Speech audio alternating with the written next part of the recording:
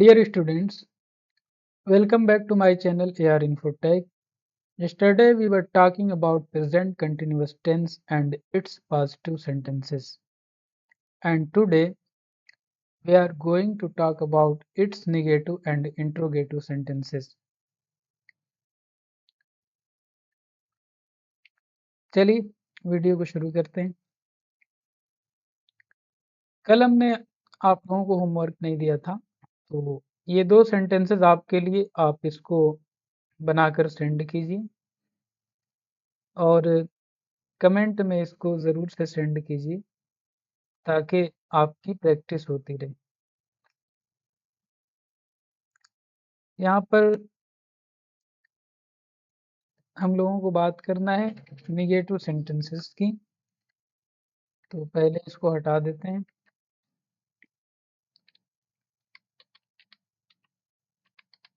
Negative sentences, और negative में क्या होगा, हेल्पिंग वर्ब के बाद ये हमारा हेल्पिंग वर्ब है इज एम आर।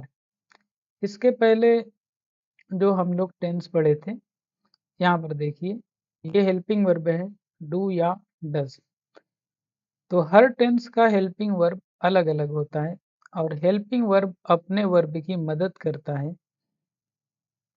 जुमले को बनाने में, और इसी से पहचान भी होती है। जैसे इंग्लिश सेंटेंस आपके सामने हो तो आप कैसे पहचानेंगे कि ये किस टेंस का है? तो या तो हेल्पिंग वर्ब से आप पहचानेंगे, स्ट्रक्चर फार्मूले से। अब दो ऐसे टेंस हैं जैसे simple present tense, simple past tense, उसके पॉजिटिव सेंटेंस में हेल्पिंग वर्ब है ही नहीं, तो उसको आप कैसे पहचानेंगे? तो उसको स्ट्रक्चर फार्मूले से पहचानेंगे कि अगर सब्जेक्ट के बाद वर्ब की फर्स्ट फॉर्म आ रही है तो आप समझ जाएंगे कि ये सिंपल प्रेजेंट टेंस है, और अगर सेकंड फॉर्म आ रही है तो समझ जाएंगे सिंपल पास्ट टेंस है। इसके अलावा जितने भी टेंस होंगे सब में आपको हेल्पिंग वर्ब मिलेंगे जिनकी मदद से आप उसको पहचान लेंगे कि ये सिंपल प्रेजेंट है या कंटिन्यूअस है, कि परफेक्ट है या परफेक्ट कंटिन्यूअस है।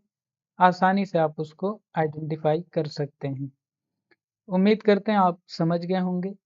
तो चलिए हम लोग चलते हैं निगेटिव सेंटेंसेस की तरफ, और यहाँ पर हमारा सब्जेक्ट सबसे पहले होगा, उसके बाद इज एम आर, और इसके बाद हमको एक चीज़ बढ़ा देना है, नॉट लगा देना है, बस और कुछ भी नहीं, नो चेंजेस। नॉट लगा दिया, हो गया क्लियर।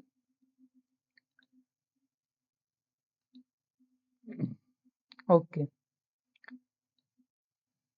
अब हमारा सेंटेंस है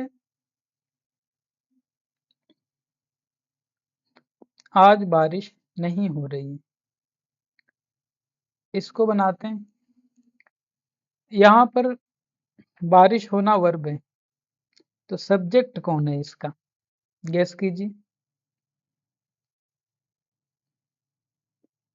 इसमें सब्जेक्ट है ही नहीं, बट वर्ब मौजूद है।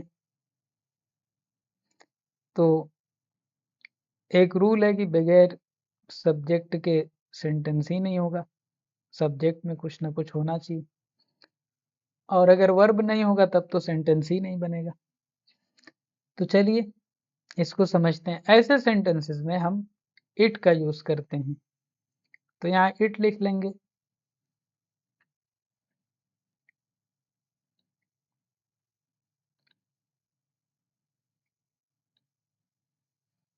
ओके,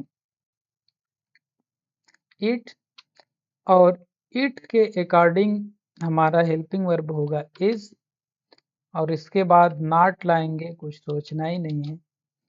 बारिश होना की अंग्रेजी होती है रेन, RAIN, इसके अंदर आप ING शामिल कर देंगे, ऐड कर देंगे ING। It is not raining, बारिश नहीं हो रही है। अब क्या बच रहा है, आज, तो टुडे कर लेंगे। अब इसको या तो आप शुरू में रख लीजिए या आखिर में रख लीजिए, कोई फर्क नहीं पड़ता। टुडे लगा देते हैं। पहले अपने स्ट्रक्चर पर देख लेंगे, जो बचेगा उसको लास्ट में रख देंगे, टुडे।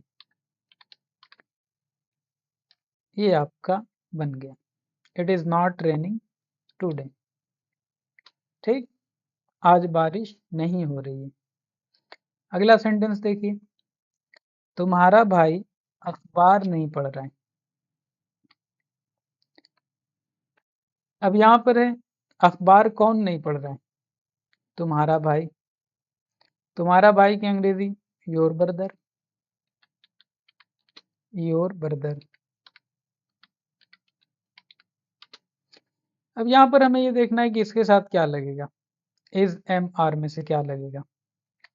कई जगह पर स्टूडेंट्स को एक कंफ्यूजन हो जाता है या वो खुद क्रिएट कर लेते हैं कि यहाँ पर योर है, ब्रदर है, तो यू के साथ तो आर लगता है, तो फिर योर के साथ भी आर लगेगा। ऐसा बिल्कुल नहीं है। आपका जो हेड वर्ड है, मेन वर्ड है, यहाँ ब्रदर है। तो जब भी सब्जेक्ट में प्रोनाउन और नाउन मिलकर सब्जेक्ट बनते हों, ऐसी कंडीशन में हम हेल्पिंग वर्ब लाएंगे अकॉर्डिंग टू नाउन, न कि अकॉर्डिंग टू प्रोनाउन। समझ में आई बात? अब आई से माई बनता है। अब यहाँ अगर माई ब्रदर हो तो क्या हम एम लाएंगे?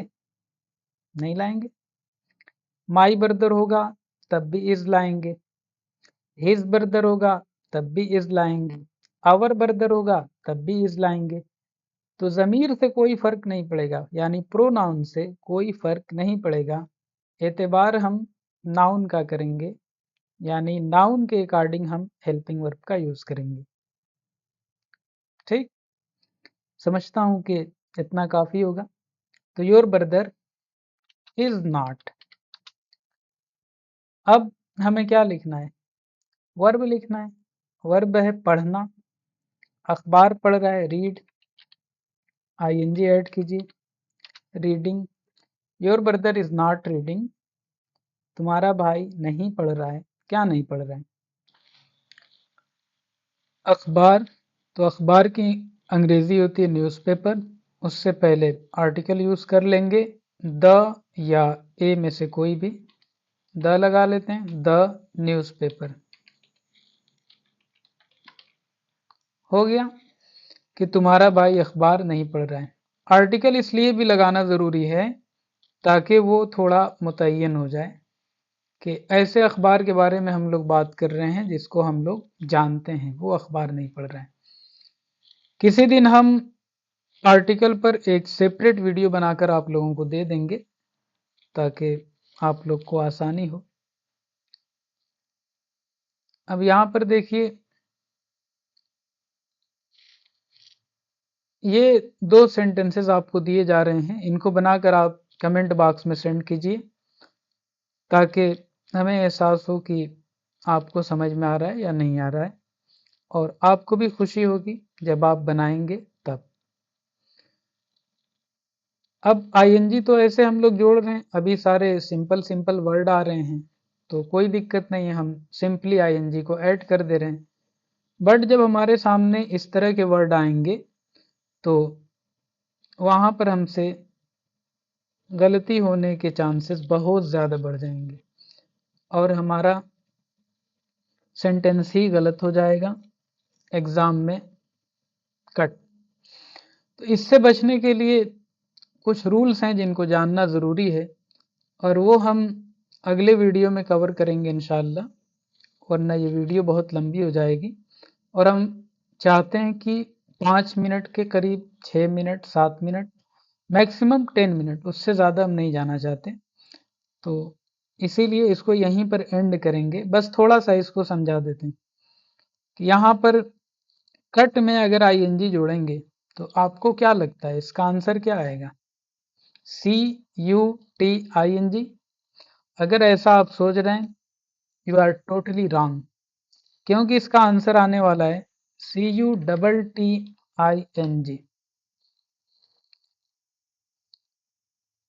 Guess here, come plus ING. What will be the result? इसका रिजल्ट होगा COMING, कमिंग।